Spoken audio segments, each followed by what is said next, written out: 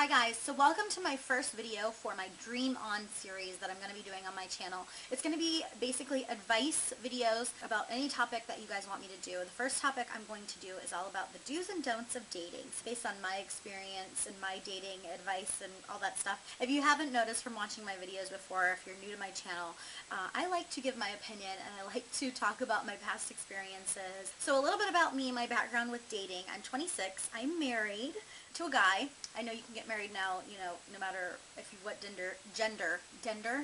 gender you date. My dating experience mainly is with men, boys, guys, whatever you want to call them. That's kind of what this video is focused on, but I honestly feel that many of these rules that I'm about to tell you can apply to any gender across the human race, because I think that we're all kind of wired very similarly, and I think that my experience with guys and dating can also be easily translatable to, non-heterosexual relationships. Here are my dating rules, my 3 do's and don'ts.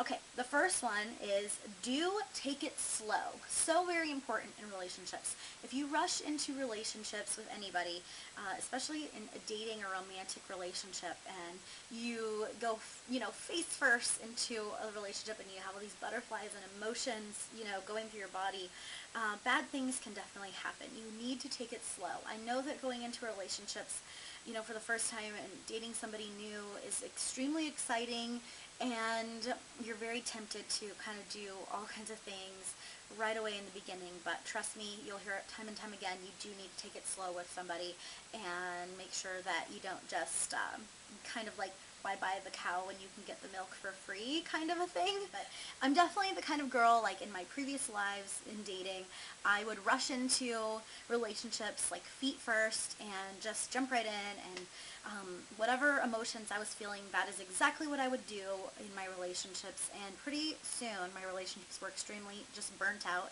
and it would end up in a breakup, and I would be heartbroken. And that's exactly what happens when you rush into everything and you don't let kind of like nature take its course on its own, and you just push things to the limit every time you see that person. It gets old really, really fast, and it can actually turn into a very sour kind of relationship, and it can eventually break your relationship up. And I don't think anyone goes into many relationships with the idea that, oh yeah, we're just going to break up. When you rush into things, then you definitely open yourself up to eventually breaking up and just fizzling the relationship out. Going along with that, I put do play hard to get, so it kind of goes with that. So don't rush everything and play hard to get. You definitely, when you play hard to get with somebody, some people think that's like a game or whatever, but I don't really think it is a game. I think it's just being wise, and every time your phone rings, you don't necessarily need to go pick it up right away and talk to that person, and then an hour later they call you and you go and pick it up again and talk to them again. You need to make time for yourself in a relationship. So on the flip side of that, don't rush into everything. Don't become the person's doormat. Don't just be at their beck and call and be the person who they know that they can rely on for every single little thing in their life. If they're bored, they know that you're going to answer the phone. If they need somebody to go to lunch with, they know that you're free and you're going to be there for them. Doing is it ends up making them not really want to be with you in the end. They're going to basically just think, wow, this person isn't really interesting anymore. They're always available to me. That's exactly what happens when you are somebody's kind of like doormat and you're always available to them. Nobody really wants that. People are more engaged by kind of like something being a little bit off limits to them, and a little more intriguing, and like there's a little bit of like secretive or mystery, element to it. And that's just how human nature works. And if something's always around you, you don't want it. But if something's kind of like out of reach a little bit, you're going to want it. That's how people work. Here are the next set of do's and don'ts. The first thing, do maintain your friendships in a relationship. I, again, have committed this mistake. I have abandoned my friends when I've gotten into relationships, and as soon as a guy walked into my life, I basically just forgot that I even had friends, and months would go by, and pretty soon I would have no friends, and I wouldn't have anyone else to do anything with other than the person I was dating. And when he had something to do, then he would, ditch me and go do it, and I would have nobody to hang out with, because my friends were like, why are we going to hang out with you? You never make time for us. And you're probably going to have a breakup with whoever you're dating, and your friends are going to be the ones you're going to want to run to. You don't ever want to, make them feel alienated and make them feel like they're not worth your time while you're in a relationship. Going along with that is don't make whoever you're dating, don't make that person your entire life. When you become someone's entire life, or they become your entire life, you're always with that person. You feel like you can't breathe without that person. And I really, really feel like when you're dating somebody or you're getting serious with somebody, you should be a complete person on your own. You should have enough confidence to be your own person, be your own individual, and maintain your own interests even while you're in a relationship. So if you like to paint or you like to do makeup, you should still do those things while you're in the relationship. You shouldn't just abandon your passions and your hobbies and stuff because you're in a relationship and you want to go lay on the couch and watch TV together. You still need to maintain your individuality while you're in a relationship. You should really feel like that person is adding to your life, is adding something to your life that you never had before. And if they were to walk away, you wouldn't necessarily feel like something was missing from your life, but you would definitely feel like life was better when that person was around. That's how you should feel in a relationship. That's at least my opinion. The last set of do's and don'ts that I have are do learn from each other. Basically what I mean by learn from each other is, when you're in a relationship, you definitely are going to have things to offer that person, and the other person's going to have things to offer you. You don't want to try to change the other person. That's a really, really key thing, I think, that goes along with learning from each other.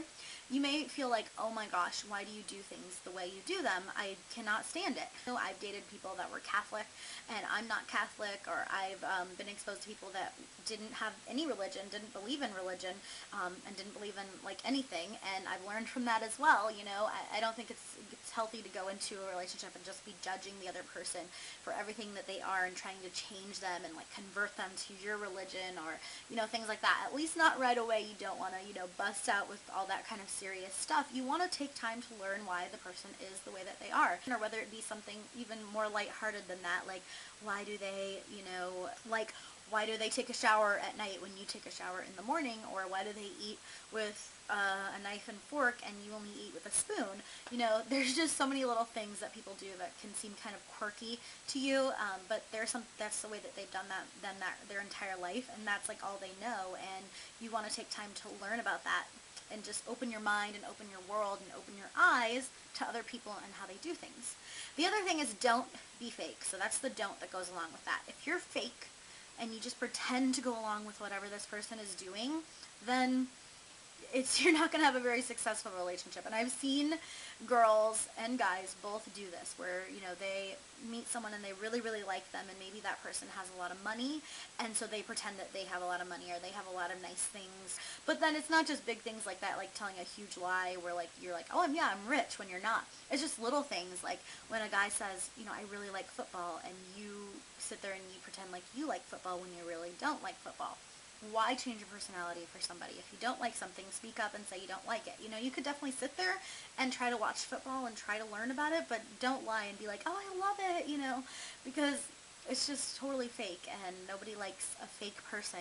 Pretty soon that all comes out, and it's not pretty when it does. So yeah, try not to be fake, and try not to just go along with things that you don't really like or you don't really believe. Not only does it affect the other person, but it affects you. You're going to be living a lie, and you're going to probably feel pretty bad about yourself, and you're going to feel like, why am I not good enough just on my own or the way that I really am? You should be good enough for the person the way you are. You want a relationship where somebody loves you or likes you for who you are as a person and what you really stand for and what you really are. That's how you should build a relationship, not trying to lie or be fake about different things. Okay, so those are my 3 kind of sets of do's and don'ts for relationships. I just want to end this video by saying I've been through so many different relationships in my life, and I've been the cheated, I've been the cheatee, I've been the cheater, which, if you want to know what all that stuff means, basically I've been cheated on. I've been the cheatee, so the person that was, is that the person that's, no, the cheater is the person that cheats, and I have cheated once or twice in a relationship, and it was a long time ago, but I'm reformed and I don't do that, and it was a 1 or 2 time thing, and yeah, I don't do that anymore, and I never will, so it's not a good feeling to do that. I think you can reform as a cheater. I think that people that are serial cheaters that cheat in their relationships, every single one, multiple times, that's a lot harder to reform from. But when you're someone that maybe cheated once or twice and you're in kind of a really bad relationship that was going to end pretty much anyway, and you did it because you were too scared to break up with a person, which is exactly what I did, then I think you can reform for sure, and I have not cheated since then. I can tell you that with a straight face. And I've been the cheatee, which would basically be the girl that was helping somebody cheat on their girlfriend, and that was not a good position to be in either, and don't ever put yourself in that position. Just so you know, make sure people break up with the person they're dating before they start dating you, because otherwise they're probably not going to break up with that person. I learned that the hard way. The guy ended up not breaking up with his girlfriend, and there I was looking like an idiot. Yeah. So anyway, don't ever do those things like I did. I guess everyone has to learn from their own mistakes, and I learned from mine the hard way. So hopefully my do's and don'ts can help prevent some of this hurt and pain that relationships can cause, and the heartache and all that stuff. Relationships can be so much fun, but they can also cause you a lot of pain if you set yourself up kind of to fail, and I hope that I can prevent some of that if you guys take my advice. So anyway, if you do things any differently than I do in dating, please let me know in the comments below. Obviously everyone has their own opinions about dating, and I don't know everything about dating. I mean, yes, I'm married now, but it was a long, hard road to getting married, and I've only been married for a year and a half, so I learned something new every single day, if not every single minute or every single second of the day, from my husband and our relationship. So I am by no means like an expert in this. I can only go off of what I know from my past relationships. So anyway, I will cut it off here. Let me know if you guys want any more of these videos and what topics you would like them on. I'll do them pretty much on anything you guys want. And I'll just share my experience and my knowledge and my opinions. And yeah, so I hope you enjoyed this Dream On video, and I will talk to you guys later. Bye.